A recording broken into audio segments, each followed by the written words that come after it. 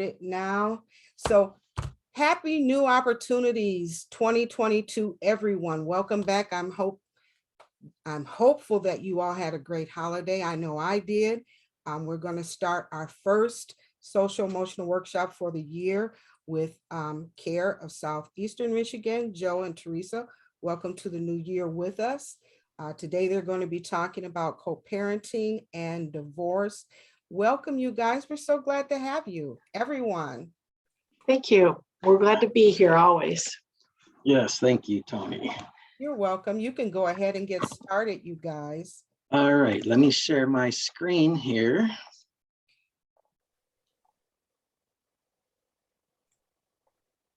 And we'll get right into it. Okay, today's topic, co-parenting and divorce. This could either be, just like it says, it you don't have to be married, but if you're raising a child in two different households, or if you're in a separation, or you're in a divorce, these are some things that we're going to talk about, how they impact the child. So what influences the reaction of divorce? And there's a lot of things that could influence how that child processes that divorce and handles that divorce. Their ages are going to have an effect. And a lot of the things that I'm going through now, there's a program called SMILE, Start Making It Livable for Everyone. We're in partnership with Macomb County, Friend of the Court in the court system, and CARE, that every month we used to do the SMILE program. So a lot of this information is coming from SMILE. And the other part of the information is a evidence-based curriculum that Theresa and I used to run at the CARE agency called Cooperative Parenting and Divorce. So a lot of this information is evidence-based that I'm going to go through. And in the SMILE program, some of the ages and the research that says young children, they react to what's happening in an emotional way. They can't understand divorce intellectually, so it really affects them. It's confusing, and the preschool children may be afraid of abandonment. So there's a lot of reactions of maybe crying and clinging on to their parents, becoming very demanding. They may blame themselves for the divorce or feel guilty. Elementary age children. Children in this age group deeply feel the loss of the family when divorce happens. Loyalty conflicts are common, and we're going to go through a lot of loyalty conflicts that the children experience. So these children may feel abandoned, insecure, have problems at school with friends. Young teenagers, early adolescents have more stress, which may result in their feeling rejected, ashamed, or angry at their parents. And they camouflage their sense of vulnerability by the anger in their defenses. So they may have problems with sleeping, health problems in school or with friendships. They may feel a lot of guilt, depression, despair. And older teenagers, this stage may be the stormiest for the parent-child relationship. And divorce may make teenagers feel hurried to achieve independence when they aren't ready to. And they become overwhelmed by the unsolvable problems and feelings of incompetence. So teenagers may test their parents' concerns for them. They might challenge them a little bit more. So the age really has different influences and effects on that child. Now the gender. Research here shows that in the first few years following the divorce, boys often have more difficulties in social and personal adjustment, as well as academic performance.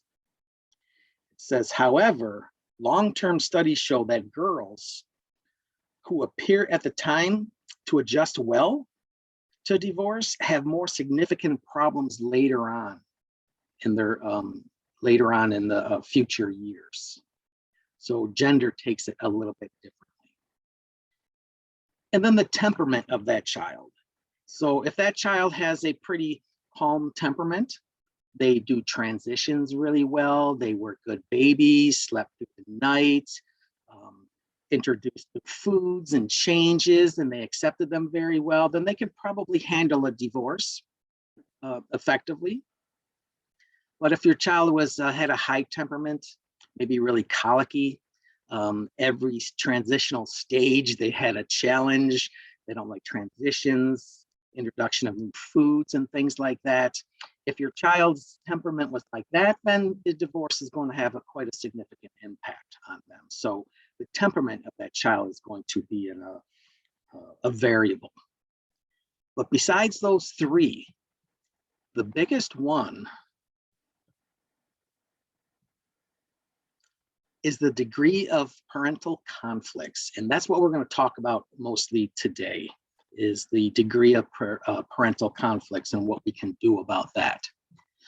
So we're going to talk about staying child focused. When Theresa and I used to run the cooperative parenting and divorce, every parent at the table in the class had a name tent, just a card they would fold with their name, their child's name. And on the other side of that name tent, we told them to bring a picture of their child or their children and put it on the other side of that name tent facing them. So whenever we're sharing, whenever they're angry, whenever they're talking about anything, to look at that child, because this is what it's about. Stay child focused, to look at that picture of that child. So in the later years, I tell them to get their phones out and put up a couple pictures of their children and keep them available throughout the class. So whenever they're getting angry, they can look at their child and know what we're here for. We're going to talk about a new relationship, right? So we're not together anymore. Through either a separation or we were never together. And we're going to have a new relationship with that co-parent. Then we're going to talk about the attachment scale. Achieving an emotional divorce, disengaging and realigning with that new relationship. And then decision-making and problem solving. So my story here, that's myself there and my son, Alex. That's when I had a nice hair set of black locks there. My son is now 31 years old. Well, I had my child out of wedlock, so I never married his mother, but we were always pretty cordial and always lived within 2 miles of each other, actually. But I didn't think that my son was going to be affected by being raised in two households because he never experienced a divorce, a separation. He never experienced that conflict, right? Because that's what he was born into, mom in one house, dad in the other house. Although I made a lot of errors, and I realized and saw and witnessed my son having the struggles of being in a two household home. And these divorce games that I'm going to go over right now, just for a little disclosure, that I almost broke every one of these. I'm thinking that I'm raising my kid in a very healthy way and that he's not going to be impacted by the separation. Although I've noticed after I took this class and learned this curriculum that I did a lot of these. The first divorce game is the I Spy. So you're asking your kid, so, hey, what's mom doing over there? Does she have a new boyfriend? Does a boyfriend sleep over? You use your child as a spy to find out what's going on in the other household. Another divorce game is the tug of war. It's where there's a continued conflict between the two, and we're trying to gain acceptance through your child, explain to your child that I'm right and that the mom or dad is wrong. So you're playing tug of war with that kid. Another game is the messenger, where we tell our children to deliver messages to the co-parent, whether they're handwritten messages or verbal messages. That really puts that child in a really tough spot. We're going to talk about loyalty binds in a minute, but you should never use that child as a messenger. Tell your mother that the check is going to be late. Tell your mom that, I can't take you this weekend. all those messages to be directly talked to with the adults and not with the child. Sometimes we use our kids as messengers because we aren't able to talk without getting angry to the co-parent maybe. And we use our child to communicate, which is a big error. Another game, what will I do without you? That's when we dump all the emotional traumas onto our children. What would I do without you? I'm so glad you're here. You're my whole world. I love you so much. When you're gone, I feel like empty. We don't want to do that and dump all of that emotional baggage onto our children. The money game. The money game is when we talk about the bills and the overdue payments and the money not coming in, or the child check isn't coming in, and I don't know what I'm going to do about this money, and if we didn't get divorced, we would have had enough to pay for the bills. And you play the money game with your child, or give your child that adult information on your finances. I'm starting over, another game. This is where after the divorce, the parents decides they're starting over, and they start to adopt the clothing, the hairstyles of teenagers, right? They're kind of living a whole new life. And it's really embarrassing for that child to see you trying to be somebody else and start over in that way. I owe my kid. So this is a game where you feel guilty of the divorce or the separation or not being there. So you try to make up for it with letting them off the hook on either behavioral problems or misbehavior, or just buying them gifts, just buying their love with gifts and tangible items, because you feel guilty and you want to make it up to them. And they know, children know when parents are trying to buy their love. Over my dead body. This is the custody and visitation games.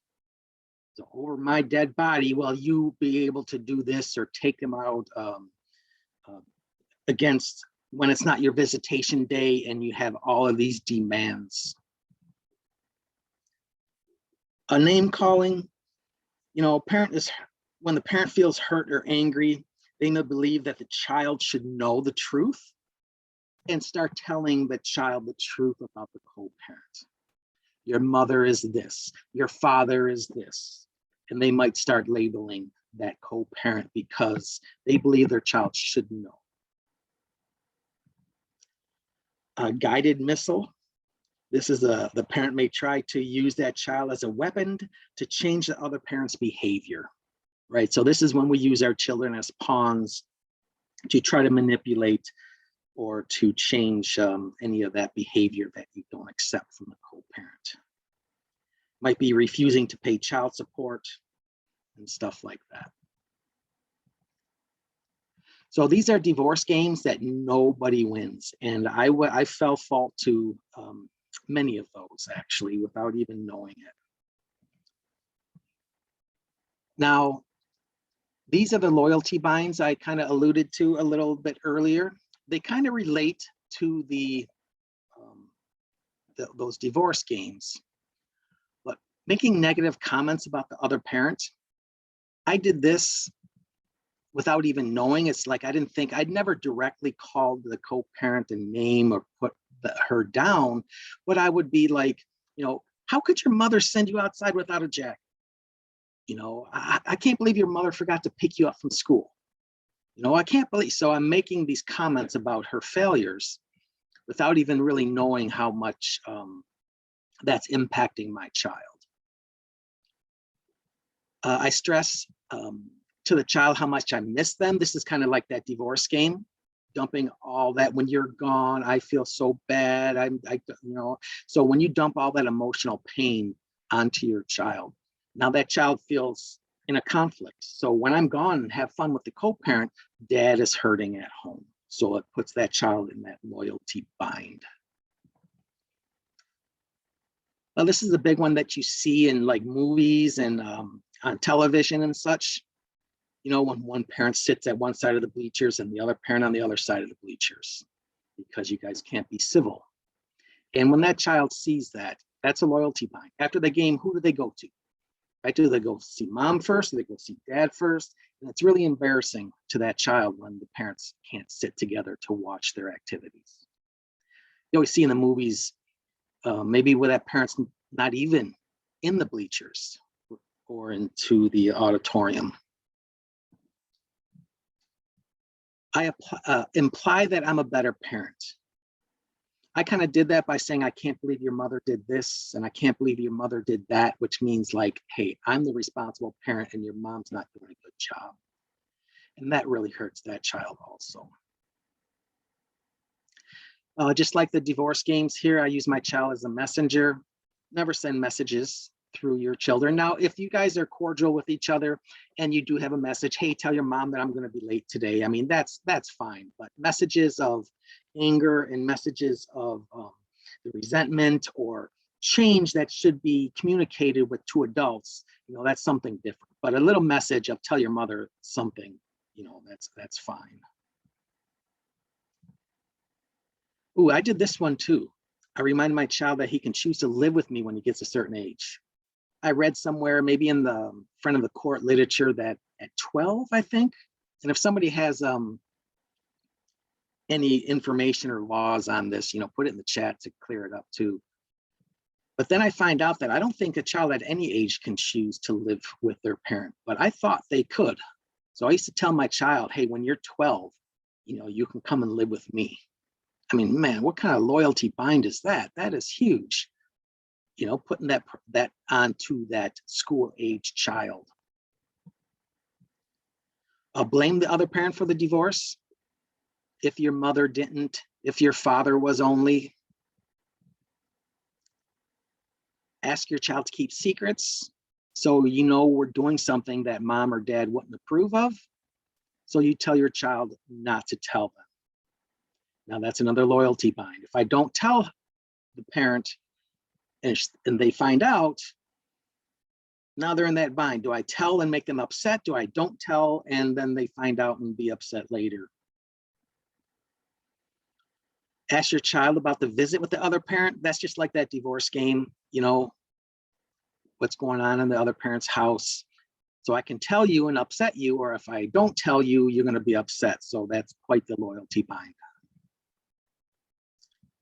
Discuss legal or adult information, whether it's child support, whether it's the bills, whether it's relationships. You need to find a friend to talk to, and don't share that information with your child. Same thing with support, lack of child support or lack of money.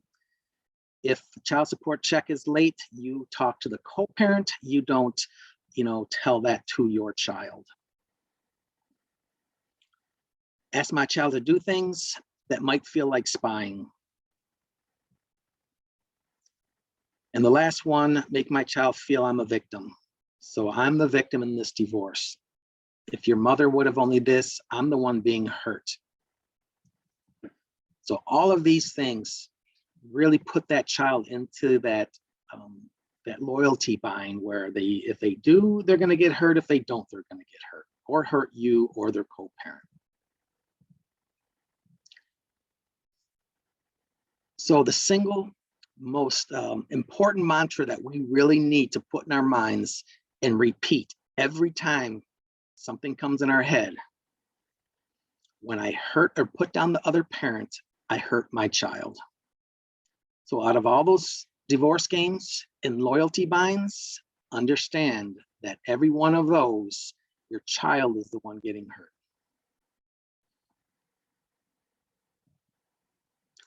So now that's all the games and all that kind of do's and don'ts kind of thing. But now let's talk about a new relationship. This new co-parenting relationship is going to be mirrored with this business relationship.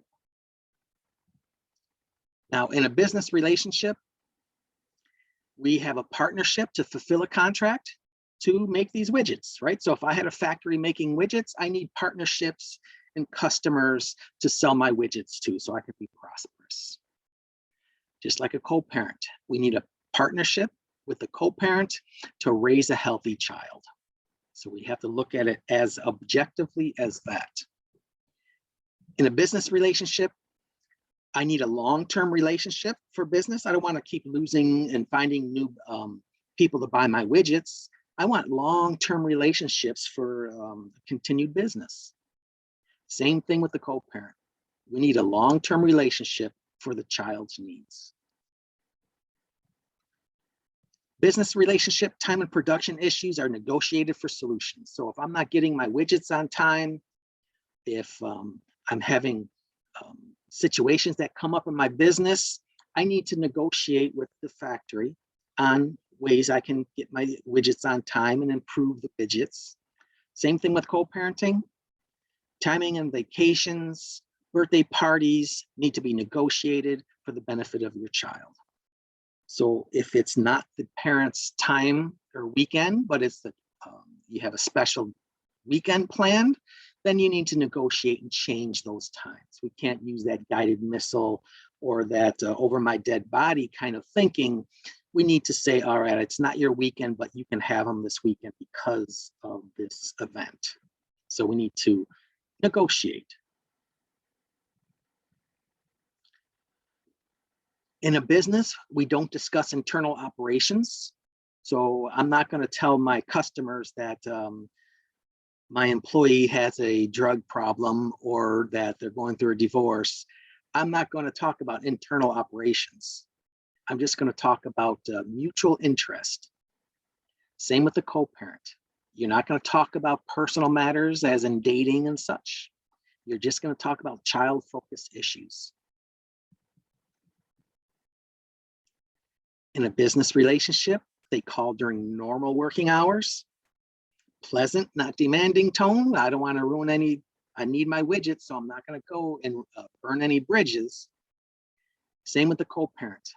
Call during normal working hours with a pleasant and not demanding tone, because I want to maintain that relationship.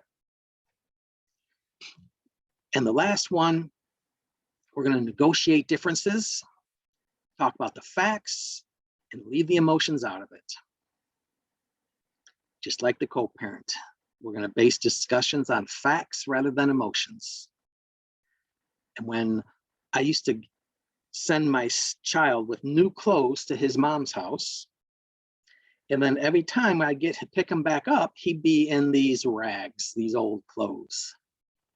Now I can go there and talk about, I can't believe it. After about 3 months, you have all the new clothes and I have all the old clothes, and all those emotions pour in.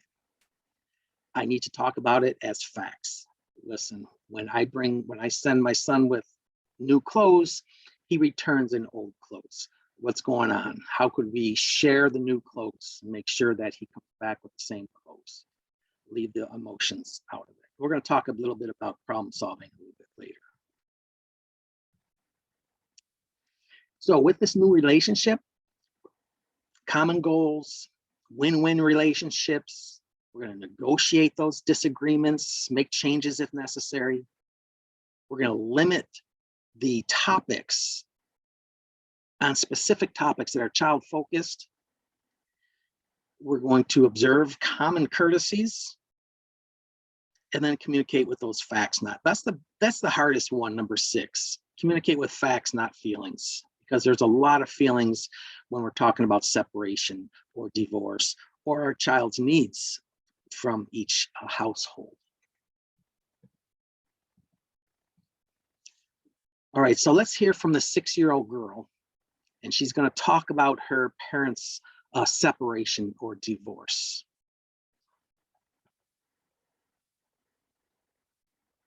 Make sure I have the audio on. Give me a thumbs up if you can hear this. No one else than me. Mom, are you ready to be his friend? Yes. Try not to be that high up to be friends. I want everything to be low. Okay? Okay. Just try your best. I don't want you and my dad to be replaced and meanies again. I want you and my dad to be placed as settled and be friends. I'm not trying to be mean. I just want everyone to be friends. And if I can be nice, I think all of us can be nice too. I'm not trying to be mean, but I'm trying to do my best in my heart. Nothing else than that. I want you, Mom, my dad, everyone to be friends. I want everyone to be smiling, not like being mad. I want everything to smile. Especially when I see someone, I want them to smile. Especially Nana, everyone. I want everyone to smile. And if that's for my dad and you, Mom, I think you can do it. I think you can settle your mean heights down a little to short heights. Then it's both, okay? I'm not trying to be mean. I'm not trying to be a bully.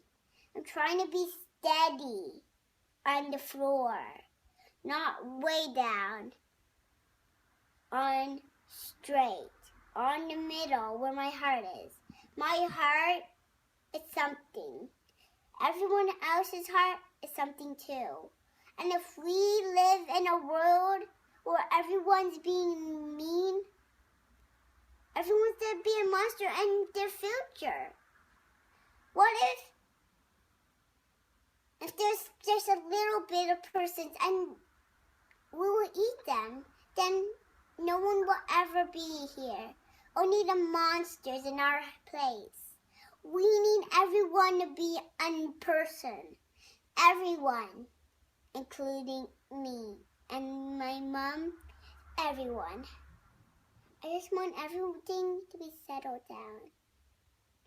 Nothing else. I just want everything to be good as possible.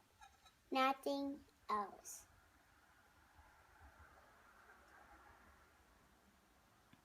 Thank you, Tiana. Come and give mommy chụp chụp. I love you. I love you too. Wow.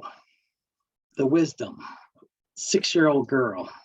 Joe, you have to put the link for that video in the chat. That is so awesome. Yeah, some people say that, oh, that's scripted. That was not scripted. I don't see anything how that was scripted. That was amazing. Even if it was awesome. Yeah, that was from the heart. I can tell when she was talking. So Jenna for president. She was wise beyond her years. All right, so that's all that emotional stuff and those games that the children, they just want us to get along, right? They just want to have safety. That's the biggest thing when our children look to us for comfort and security. And when the two parents are fighting, the comfort and security is gone. So where now the child feels, where do they go for comfort and security? They can't come to the parents because of that fear and that uncomfortable and those loyalty binds and things.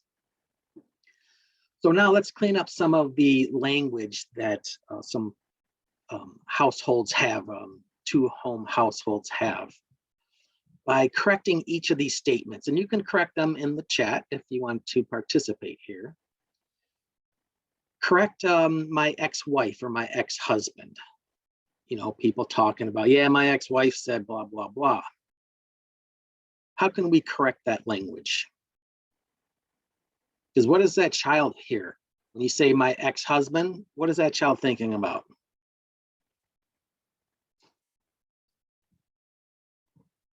So we can say my son's mother, my son's father, instead of saying my ex-husband. That's what people are saying in the chat. Oh, good. I used to have a family until she screwed it all up. Until he did this. So what's another thing we can say? I used to have a family. My child has 2 families now. our child is from a broken home. Now, I befriended this young lady in the restaurant business in my old career. And I was helping her, you know, she was having some really rough dating things going on in her early life, dating life. And once they found out she was from a divorced home, everybody says, oh, you're from a broken home. And she said, if I hear one more person say I'm from a broken home, she's going to start throwing stuff. So any way we can change that language, a child's from a broken home. Somebody said my child is blessed with 2 families. Oh, I like that. Yeah, my child has 2 homes. My child visits me. I hear that a lot. My child's coming to live with me for the weekend, to stay with me. My child is here. All right, yeah, And my child is here. great. My child comes to see me on weekends or on the holidays.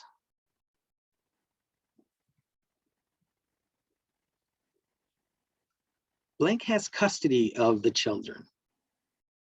My ex-wife has custody of the children. Well, somebody wrote, we always refer to it as a mom day or a dad day. Oh, that's great. That's for number 5. Yeah. My child's having a dad day today. My child's having a mom day. I'd like that one.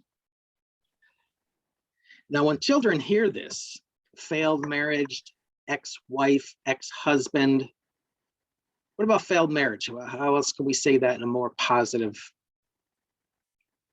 Because we always have to think, when our children hear this language, what are they thinking? Was it their fault?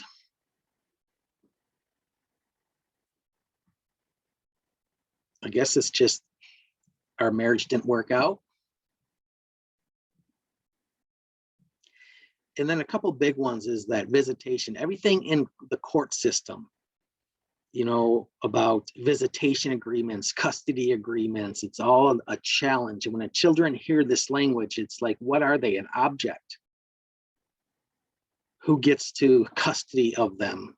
So we really need to either not share the visitation agreement, custody agreement, or find a different language to change that too.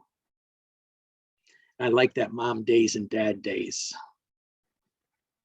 So we really have to be aware of the language that we're using when we do share with our children, or our children are just in the other room and we're on the phone venting to our friends.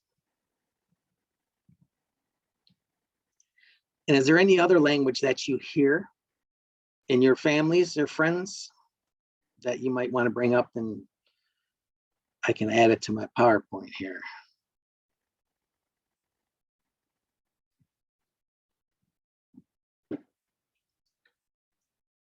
So now we're going to talk about the disengagement. On the cover of that book is these 3 circles. And those 3 circles represent that family, right? With the 2 parents and the child. But when we're single, we have 2 separate rings. And in the parenting group that Theresa and I used to run, we used to do this as an activity. We used to give them 3 circles, 3 rings. And we mentioned that this is your ring, and then this is your partner's ring. When you're single, you're separate. And you live independent lives, and then you date and do that. But when you get married, now I tell them to put the 2 circles together to represent your marriage. Some put them together like that. Some put them a little closer together. I remember this one gentleman, when I did this activity with him, he put one directly over the other. And I was like, wow, that's pretty close. He goes, yeah, me and my wife were one. That's how close. It kind of just reminded me of one of the quotes I've read in some relationship books. It says, when 2 become 1, 1 is lost. So when you're that close, it's like one can get lost because one assimilates to the other so closely. But we arrange those rings to represent our relationship. So now, married with children, we add that third ring, and some people will put that third ring equally between them. Maybe some families, they would represent that child closer to one parent than the other. And it's all independently. It's just for you to bring an awareness of your relationship from when it was single to when it was married. And then when there's a separation or divorce, now those two rings are separated and that child is a little bit part of both. And you can arrange that either equally or some families, it could be arranged like this, that the child is closer to one parent than the other. And it's just visually in your mind or with the rings to see what your relationship connection is. Or we have this tug of war that both parents are fighting over that child to get that better relationship, the more important relationship, the relationship that says I'm right and they're wrong. So we're always fighting over that child and having that tug of war. And that's a part of that loyalty bind as well as those divorce games. Now, we could totally have an absent parent, which that broken ring to the left represents. So that other parent, that co-parent, is not in your child's life for whatever reason it could be. Now, when that does happen, that piece that's missing of that ring are pieces of the heart of that child, because that child is actually part of both parents. No matter who that other parent is, whether there's mental health, drug addictions, abuse, whatever reason that parent is not in that child's life anymore, that child's, half of that child's heart is still that other parent's, their personality, their attributes, right? So that child will always be trying to fill that empty pieces of their heart. And usually they will direct their attention to the love that they don't have, right? They already have that, the love of the parent they're connected to. And that relationship might be a little disruptive because the child can treat that parent pretty rudely because they know that they're already connected and that there's love there. So they can be mean to the parent that they have in their lives and always chase the parent that they don't have, always chasing after that love. So back in the earlier slides, when I say never disparage that other parent, no matter what their situation is, even if that parent is not involved, is never disparage that other parent, because remember that mantra, whenever you put down or talk badly about that other parent, you're hurting your child. So to achieve an emotional divorce, we need to let go of the past. Remember, those two rings that were connected are now separate. Now we're two individuals again. We need to let go of that past relationship. I'm going to talk about some ways on how to do that in a moment. Denied feelings are destructive. So when you're suppressing or denying those feelings, they're destructive to you, to the co-parent, if that co-parent is involved, as well as the child that is being hurt by those denied feelings also.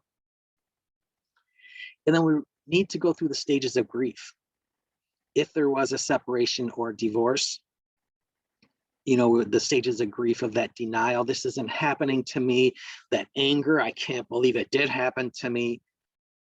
And then the bargaining, if I would have only done this, if he would have only done that, if I wouldn't have done, you know, so we're doing bargaining and hoping and wishing that it would come back together or that it didn't happen. And then depression and acceptance. And if anybody knows the stages of grief, that they don't have to go in a chronological order. The time in each of these can vary. You can be stuck in the denial or anger or bargaining for a month to 3 years. It's however you process that, but we do need to go through those emotional stages of grief. Then allow the child to love both parents, both families. And there's this author, this psychologist, Harville Hendricks. He wrote this book, Getting the Love You Want, or Getting the Love You Need. I forgot the title of that book. Getting the Love You Want. And it's that whole child experience of the model of mom and dad, the model of adults in your life. Oh, this is how a man treats a woman or talks to a woman. This is how a woman talks to a man. And that experience of your childhood is going to influence your future relationships.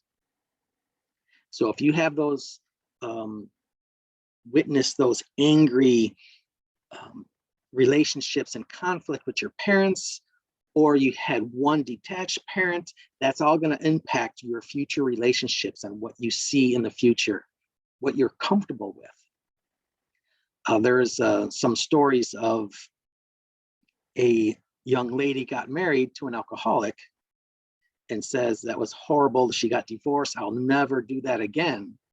She falls in love again and gets married to another alcoholic. She says, how did I do that twice? And gets divorced. And then a few years later, gets married again, another alcoholic, 3 alcoholics in a row. Why would that woman pick 3 alcoholics in a row? It's because of that comfort, that familiarity, if that's a word, that she sees common characteristics, familiar characteristics, and she's attracted. I just got a pop-up of my computer not having good input. Hopefully, I'm still all right out there. Yes, you're fine. All right. Okay, that was scary.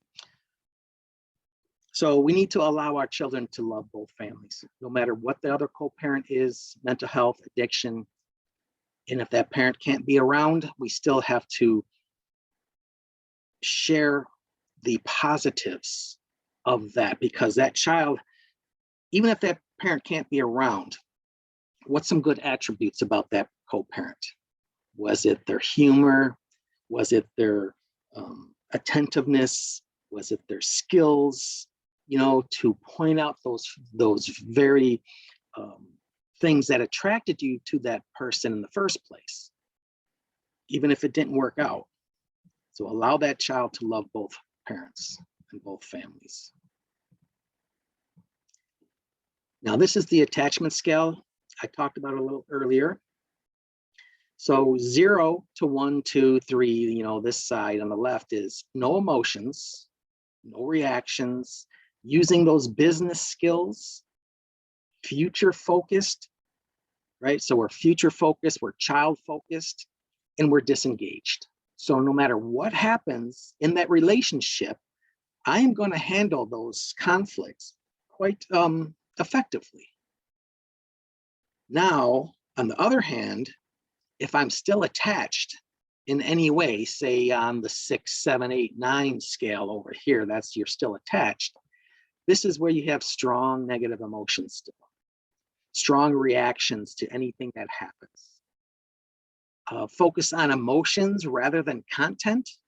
Remember that business relationship? I don't go all emotional. I just talk about the facts and talk about the objective point of view. Your frequent thoughts of positive, you have frequent thoughts of positive or negative about the former spouse, the co-parent, and you engage through that revenge or anger, control, or hurt. That is when you are still attached. So if you're still emotionally attached, any type of change, any type of conflict in that relationship is going to be hard. So we really need to get to the left side of this attachment scale, which is extremely difficult. And we're going to talk about how to do it right here with this disengagement realignment continuum.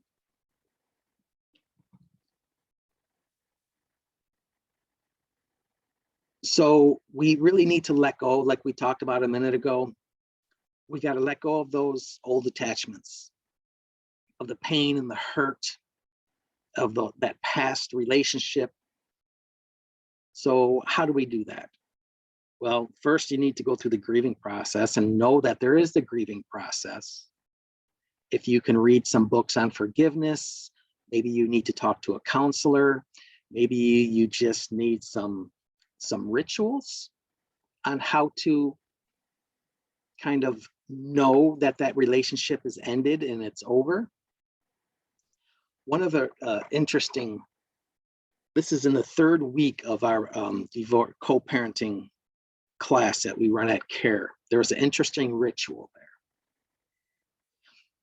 When they got married, remember there's two candles. Each person had a candle that was lit, and then they go and light the marriage candle in the middle to join the two separate lives now joined as one marriage candle.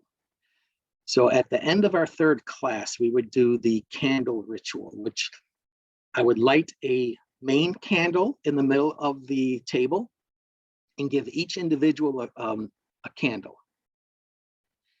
Now, I would tell them that that main candle represents the marriage candle that you both lit and joined together. So now take your individual candle and light it from the marriage candle and bring it in front of you. Now, we would tell them to stare into that candle and just visualize your life as an independent person again. And what you need to do, and look at the future.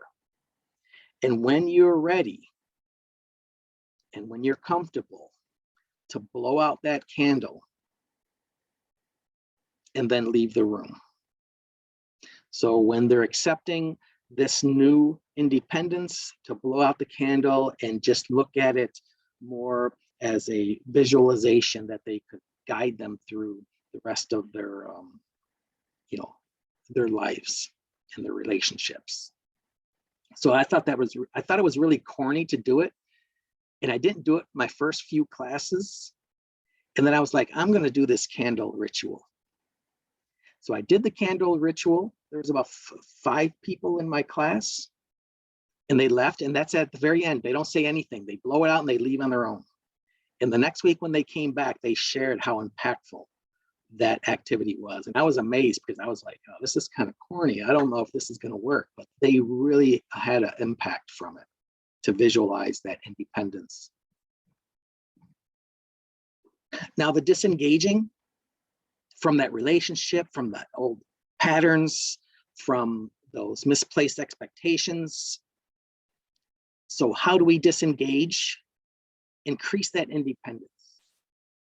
Now, if the co-parent used to clean out the gutters for you, if they used to fix the cars, if they balanced the checkbooks, if that co-parent did those things for you as when you were together, and that person is still doing those things for you, you need to find somebody else to do those things for you. If we're still on that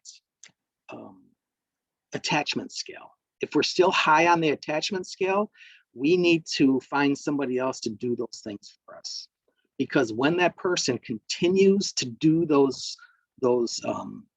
activities and provide those resources, you're still going to be attached.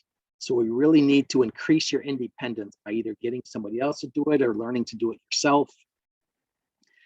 But we need to take a leap of faith, right? So this is like, all right, I need to change careers. I need to, start dating again. I need to, whatever, you just take that leap of faith to start your new independent life. And develop a support system, right? Get your friends, your family, talk. So that will really help you disengage, is to start that independence. Now, somebody mentioned in some of the other trainings I've done on this topic that their co-parent still does it, and they need them to do it, either financially and things are fine.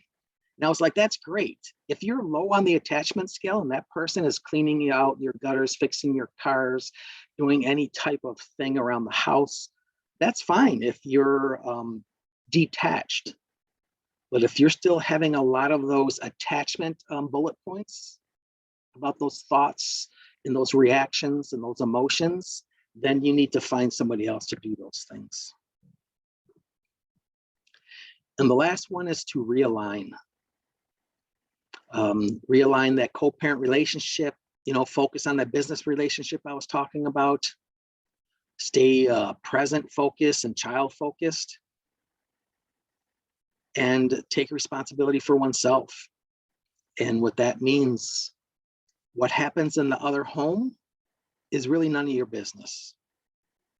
Which means, I shouldn't say, if there's no abuse or neglect, or that child's not in danger and in harm, then what happens in another household isn't your business. If they have a 12 o'clock curfew and yours is 10, hey, you can't do nothing about it, right? That is their relationship with their co-parent. And so when we were married, we had a lot of decisions back and forth, right? With schools and sports and curfews and homework and all kinds of decisions together. And we had a few decisions between each of the parent and the child. But now that we're divorced, a lot of these decisions that are made between the co-parents, they fall off. Now there's only a few decisions that are made between the co-parents. The decisions like maybe school education, medical, religion, maybe, are between the co-parents. And then there's a lot more decisions made between the parent and the child. So a lot of times the things that are happening in the other home is none of your business. This is now my relationship with my child and my rules with my child. So that could create some problems. And when we're talking about problems, I like these 3 P's of problems, that it's the present, not the past. So when there's a problem, we're not talking about all the past problems in our relationship. We're talking about the present problem right now. And we're going to focus on the problem, not the person. So we need to be detached and just focus on the problem and not all that, the personality attributes of that person. And then one problem at a time, not the universe. So one problem. Let's talk about the problem of me giving clean clothes to you and them coming back with dirty clothes. I'm going to talk about that problem only. And then when we solve that problem, I'm not going to bring up another problem. I'm going to count my blessings and say, wow, thank you. I really appreciate our agreement. And you go on. Don't say, wow, this is pretty easy. I'm going to start another problem. No, start the other problem another day, one problem at a time. And to do that, we use this, and all these are in Theresa and I's parenting groups, and we talk about negotiating and problem solving, name that problem with the I message, give an opinion, reflect and brainstorm on the problem, choose the best solution, review it, put it into action and reevaluate. I know that's kind of quick, but that's kind of the process. We don't have this emotional bickering. We're just going to be very objective, very business-like, talk about the problem and try to find a solution for it through negotiation. So some of the resources, of course, the parenting classes at CARE. The new ones are starting up at the end of January, I think. Theresa, do you know when they're starting up? I think it's the 3rd week in January. Yeah, they're starting up the mid-January, and then there's another group starting in the beginning of February. And then the divorce care. They used to come into the SMILE program, and they share that they, Shepherd's Gate, that's a Lutheran church group that, I don't know about the COVID now, if they canceled this, but they used to meet every Tuesday night at 7. They had food. Parents go into a support group, the kids go into another group and they play, and it's just a great support for families.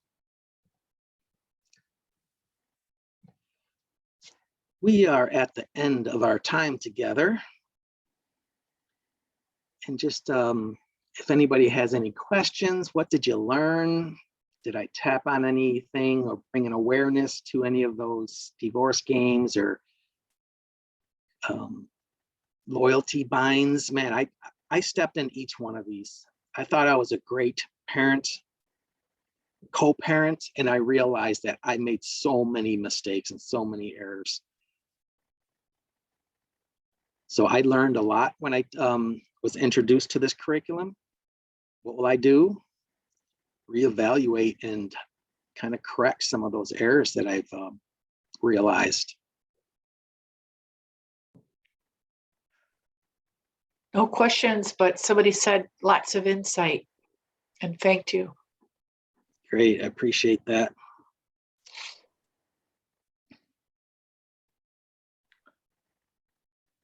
I learned a lot about myself, somebody wrote. Me too. And the more I teach this, and my son's grown, I told you he was 31, but when I was, he was an older teenager when I was taking these parenting classes. And this divorce class didn't come up until I was probably teaching parenting classes, maybe 7 years or so when this was introduced. And I loved it so much. I love the curriculum. And then I learned so much of that reflection. So this is the book that came from, if anybody was interested in it. It's a 9-week class. Cooperative Parenting in Divorce. I don't know who's that by.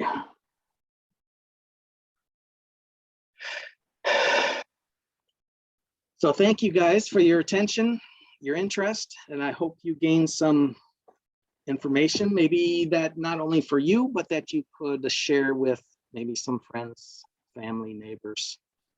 Well, someone said, I feel married people can take a lot away from this too. We make these same mistakes. Wow, that's pretty insightful too. Yeah. Yeah, a lot of the skills in here you can use while you're still in the relationship.